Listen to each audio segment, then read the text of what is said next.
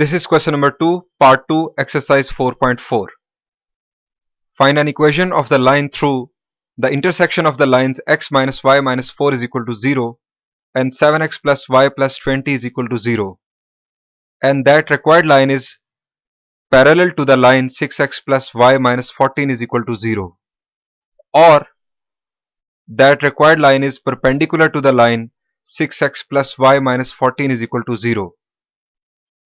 आसान लफ्जों में हमें एक ऐसी लाइन की इक्वेशन फाइंड आउट करनी है जो इन दोनों के इंटरसेक्शन से गुजर रही है और पैरेलल है इस लाइन के,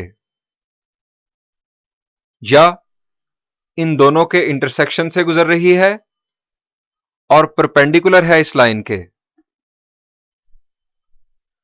हम इन तीनों लाइंस को कंसिडर करेंगे तरतीब के साथ लाइन 1, लाइन 2 एंड लाइन 3, और हम इस प्रॉब्लम को भी दो मेथड से सॉल्व करेंगे। ये हमने लेट किया इन तीनों इक्वेशंस को, लाइन 1, लाइन 2, लाइन 3। फर्ज करें ये लाइन 1, ये लाइन 2 और ये इन दोनों लाइंस का पॉइंट ऑफ इंटरसेक्शन, और ये है तीसरी लाइन, लाइन 3। हमें एक ऐसी लाइन की इक्वेशन फाइंड आउट करनी है जो इस पॉइंट ऑफ इंटरसेक्शन से गुजर रही हो और लाइन 3 के पैरेलल हो, और वो लाइन कुछ इस तरह से होगी। ये है हमारी रिक्वायर्ड लाइन। अब जरा प्लान करें कि हमें इस लाइन की इक्वेशन लिखने के लिए क्या इंफॉर्मेशन चाहिए जो हमें इस प्रॉब्लम से मिल सकती है। जी बिल्कुल, हमें लाइन 1 और लाइन 2 गिवन है। हम इन दोनों लाइंस का point of intersection find out कर सकते हैं जो कि हमारी रिक्वायर्ड लाइन पर भी वाकया है। सो रिक्वायर्ड लाइन का पॉइंट मिल जाएगा। अब एक और पॉइंट तो हमें इस डायग्राम में समझ नहीं आता कि किसी तरह से मिल सकता है। हमारी रिक्वायर्ड लाइन पैरेलल है लाइन 3 के, यानी कि जो स्लोप लाइन 3 की होगी वही हमारी रिक्वायर्ड लाइन की होगी। सो पॉइंट ऑफ इंटरसेक्शन और स्लोप ऑफ लाइन के जरिए हम इस लाइन की इक्वेशन लिखेंगे। जब हमारे पास पॉइंट मौजूद होगा, स्लोप मौजूद होगी, तो हम कौन सी फॉर्म यूज करेंगे? जी बिल्कुल, पॉइंट स्लोप फॉर्म। ये तो हो गया एक मेथड जिसे हम फर्स्ट मेथड के तौर पर कंसिडर करेंगे। इसको सेकंड मेथड से भी सॉल्व किया जा सकता है। जब भी बात होगी दो लाइंस के पॉइंट ऑफ इंटरसेक्शन से गुजरने वाली लाइन की, तो फैमिली ऑफ लाइंस का कॉन्सेप्ट भी यूज किया जा सकेगा। सो सेकंड मेथड हमारा बेस करेगा फैमिली ऑफ लाइंस की इक्वेशन पर। तो चलें पहले हम फर्स्ट मेथड को कंप्लीट करते हैं।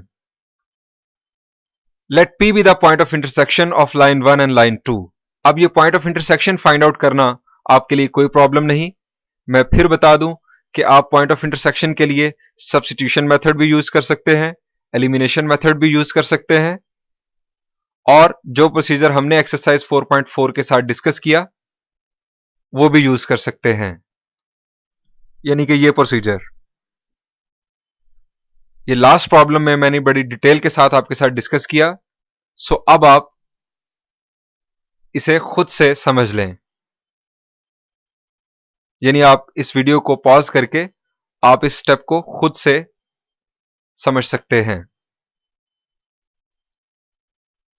Further simplification.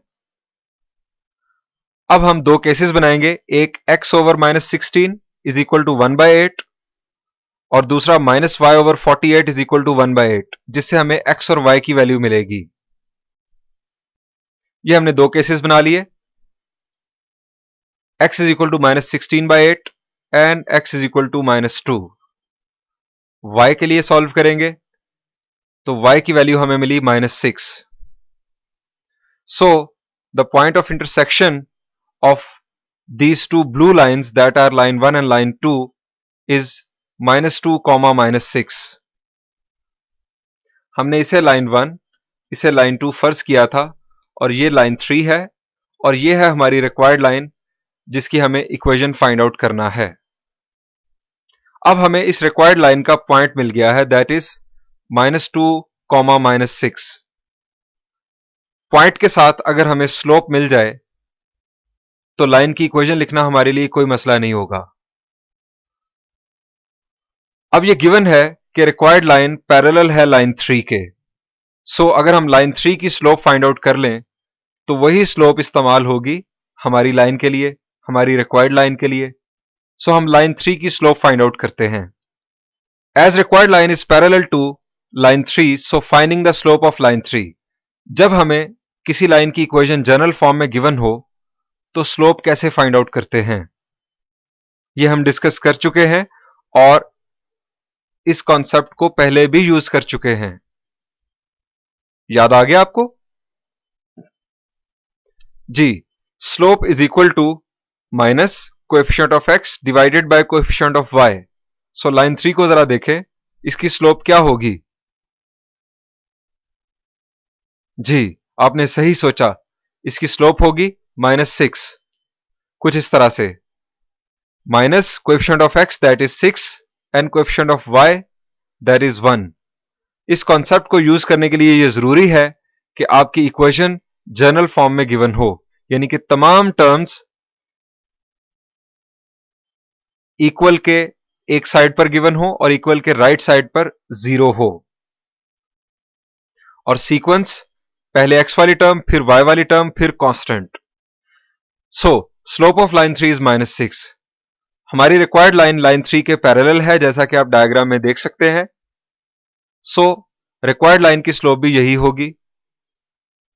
अब रिक्वायर्ड लाइन का पॉइंट आ चुका, दैट इज -2, -6, और स्लोप भी आ गई।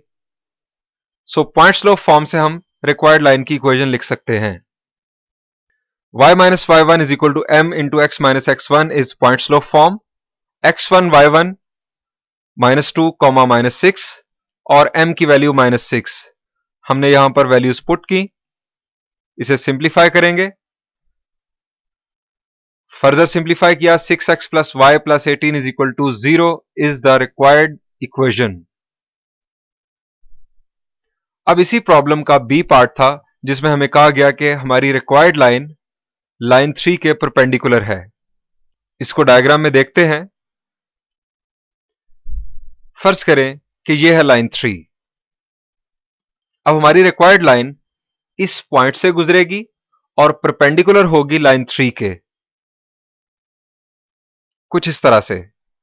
यह है हमारी रिक्वायर्ड लाइन, हमें इसकी इक्वेशन फाइंड आउट करना है। ये पॉइंट हम फाइंड आउट कर चुके हैं। अब हमें सिर्फ स्लोप फाइंड आउट करनी है। लाइन 3 की स्लोप हमने कैलकुलेट की थी, -6। अब हमारी रिक्वायर्ड लाइन लाइन 3 के परपेंडिकुलर है। सो रिक्वायर्ड लाइन की स्लोप कैसे फाइंड आउट करेंगे? जी, कुछ याद आया आपको? अगर दो लाइंस एक दूसरे पर परपेंडिकुलर हों तो उन दोनों की स्लोप्स में क्या ताल्लुक होता है? जी, आपको याद आ गया होगा, दोनों की स्लोप्स एक दूसरे का नेगेटिव रेसिप्रोकल होती हैं। अगर लाइन 3 की स्लोप -6 है तो रिक्वायर्ड लाइन की स्लोप -6 का नेगेटिव रेसिप्रोकल होगी। -6 का नेगेटिव 6 और reciprocal 1/6। So slope of required line will be 1/6। या इस तरह से भी हम कह सकते हैं कि दोनों स्लोप्स का प्रोडक्ट -1 होगा। तो चलिए वर्किंग करते हैं। स्लोप ऑफ लाइन 3 इज -6, ये हम पहले भी फाइंड आउट कर चुके। Slope of required line is equal to -1 over -6, यानी कि negative reciprocal of -6, that is 1/6। So हमारे पास रिक्वायर्ड लाइन का पॉइंट पहले से मौजूद, रिक्वायर्ड लाइन की स्लोप आ गई 1/6। तो पॉइंट स्लोप फॉर्म हम यूज करेंगे और इक्वेशन लिख लेंगे। x1 y1 वही -2 और -6, m की जगह पर अब 1/6 पुट किया, सिंप्लीफाई किया। This is the equation of required line x minus 6y minus 34 is equal to 0। Next अब हम इसे सेकेंड मेथड यानी कि फैमिली ऑफ लाइन्स के कॉन्सेप्ट से इसी प्रॉब्लम को दोबारा सॉल्व करेंगे।